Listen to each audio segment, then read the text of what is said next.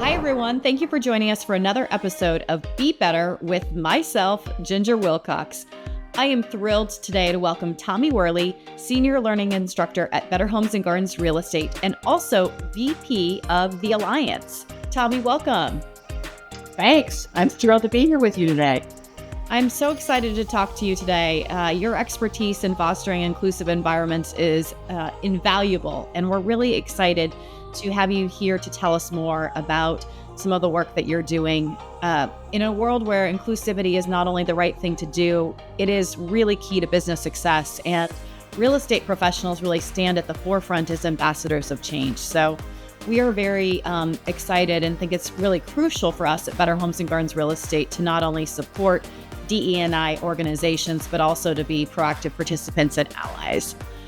So thank you for being here. We'd love for you to start off by telling a little bit about the Alliance and what role that it plays in real estate.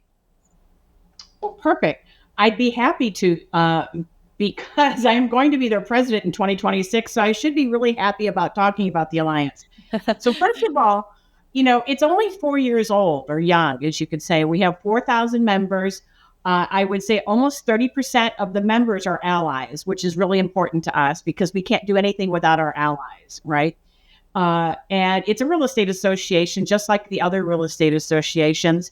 One of the things that I think is pivotal and important to me as well is that we're not only interested in educating people on the LGBTQ plus community and housing issues that they may face, but we're also advocating on behalf of the LGBTQ plus community and housing issues because we have a clear commitment to ending housing discrimination, period, no matter who you are.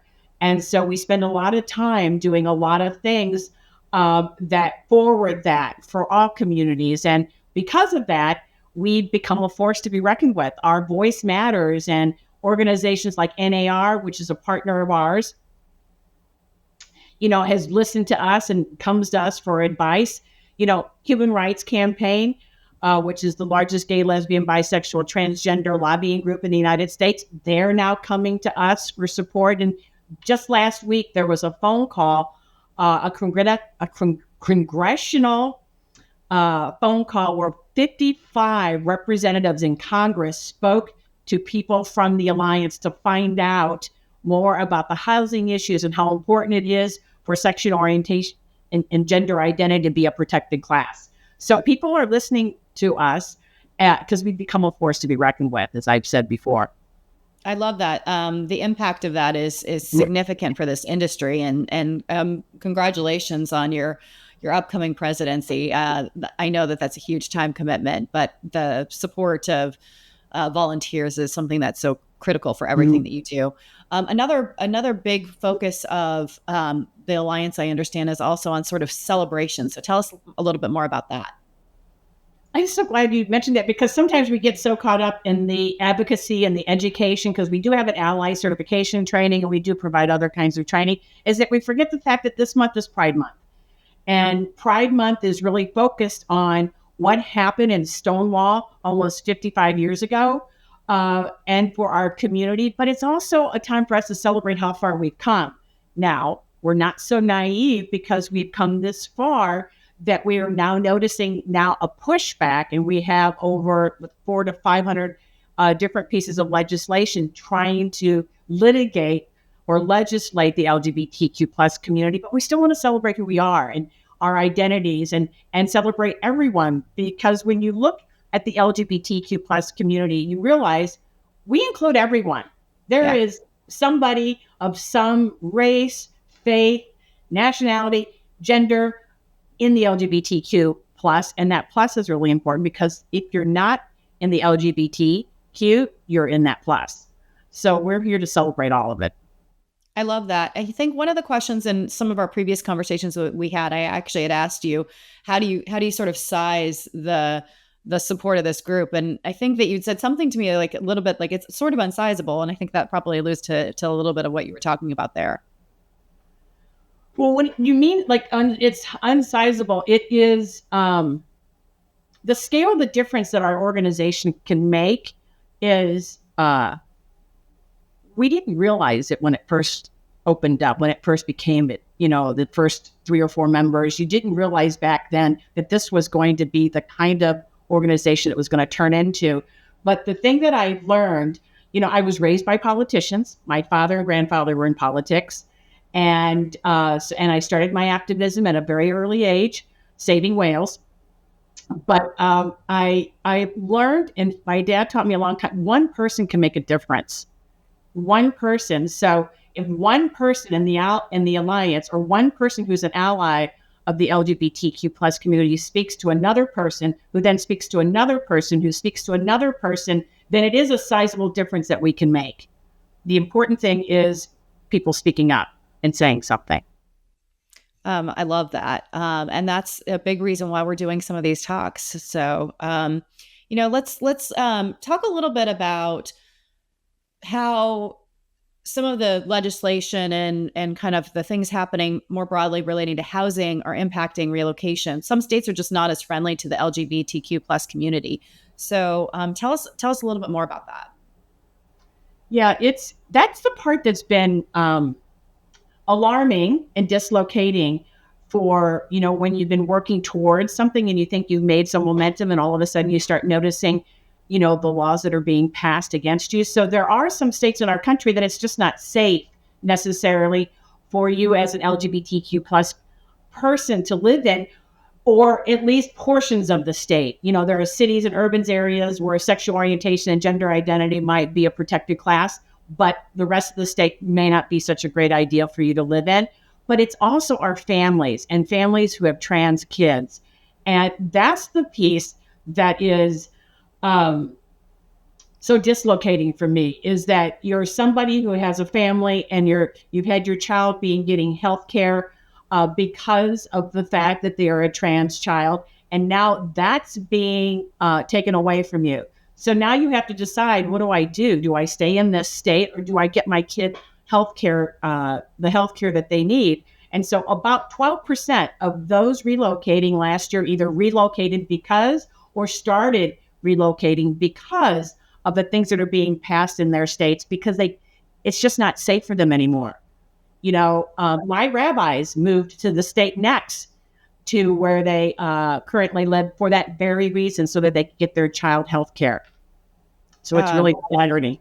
It's a big impact. And, I think one of the things that we had talked about is that people are looking to relocate to places where there's more of a community and a network of support behind them. So I think that we're going to continue to see probably some of those numbers even increase, unfortunately. And I love the work that the Alliance is doing to be able to facilitate more equality in this area. What, as real estate agents and brokers who might be in states that aren't so supportive or friendly to this community, what can they do to serve the community better? I think, first of all, I think it's a brilliant opportunity for people. And opportunity may sound like an odd word, but if you're somebody who lives in a state that that it's not necessarily a safe place for some families, then connect with an agent in a state where it is, or several states where they are, and then create a referral back and forth status, because there are still going to be some people wanting to relocate into that state. But for those families that it doesn't work for them to live there, you can refer them to other agents. And then if you are an agent that lives in a state that is inclusive, that sexual orientation or gender identity is a protected class, then reach out to realtors in our franchise network who are in those states and just say, look, if you ever have anybody that you need assistance with, I'll be happy to take care of them. And it's not just from the business standpoint, because yes, there's that financial plus to it, but it's because that's who we are.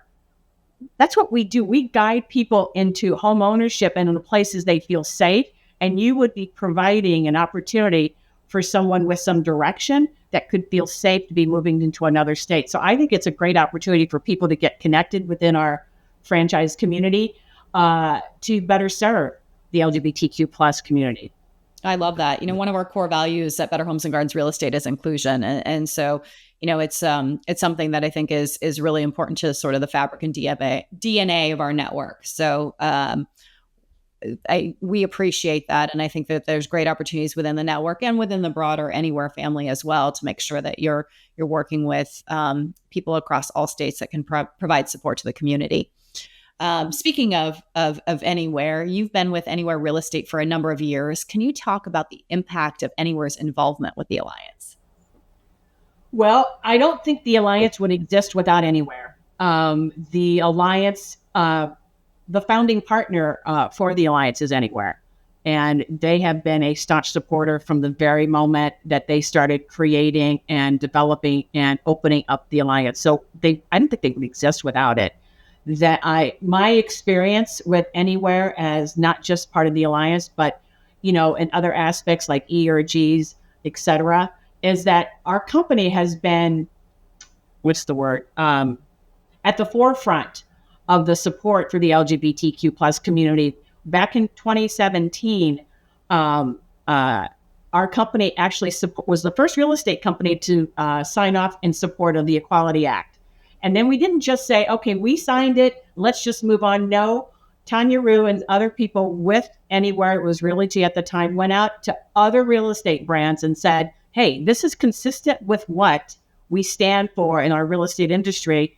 I'm asking you to sign off on it as well. So not only were we in the forefront, but we also asked people to be our partner in order to support the LGBTQ plus community. So when the Alliance started getting created, it only seemed natural for the Anywhere to be one of their founding partners. So we've been hand in hand all this time. Oftentimes you hear about corporate values and whether or not they're just, marketing words is always a question, but it's certainly been my experience. I'm actually just celebrating my 1-year anniversary here. And it's really incredible to see how we really live these core principles as an organization. And so I'm really thrilled to see the support that we have for the Alliance and the impact that the broader company has made there as well. How would you suggest that agents and brokers get involved with organizations such as the Alliance, NARREP, ARIA, and NARREB, to just name a few? And why is it so important? Right. Well, first, I would say go to their websites, go to the Alliance website. And I wanted to mention, if you're not sure of, like if you have a client that wants to move to a state that you don't know any agents, and you can always go to the Alliance website because we have members who are either LGBTQ plus or allies there that you can then refer back and forth with each other. So I would go to the websites. I would go to find out when the next chapter event is, if there's a chapter in your area. The Alliance has their conference in September. I think it's September 25th or the 27th. I think that's right. But reach out and find out as much information as you can. And the importance piece of it is I've often said, for agents to tell me why they wouldn't. And being too busy is not a reason. We're all very, very busy. And yet people take the time out to, focus on the things that are important to them. And what else is important but for us to support, anything that has to do with, ending housing discrimination in any size, shape, or form. And each one of those real estate associations, whether it's ours or NAREB or NAREB or ARIA, we're all supporting our respective communities, but also across the board communities as allies in order to end housing discrimination. So I would go to chapter events, but go to the website, see if they have any virtual meetings that are happening so you can find out more about it. And if there are no chapter in your area, then guess what? You get to be the first person. I love that. Go to that website, join it, and become the chapter president. You can elect yourself and become a president like that. Oh, thank you, Tommie. Your enthusiasm is just incredible. And we are so honored to have you part of our team here at Better Homes and Gardens Real Estate, and look forward to seeing all the great things that you do in your presidency as you tackle that sort of next challenge. I want to encourage everyone watching this to find ways within your business to show allyship. Through our careers, we're working with a diverse group of people daily and with them during the biggest transaction of their life. So let's continue to do our part to make homeownership a reality for every person and to give every client an exceptional experience. Thank you again, Tommie, and look forward to having you back again to talk more about the great things that the Alliance is doing. Oh, no, perfect. And happy Pride, everyone.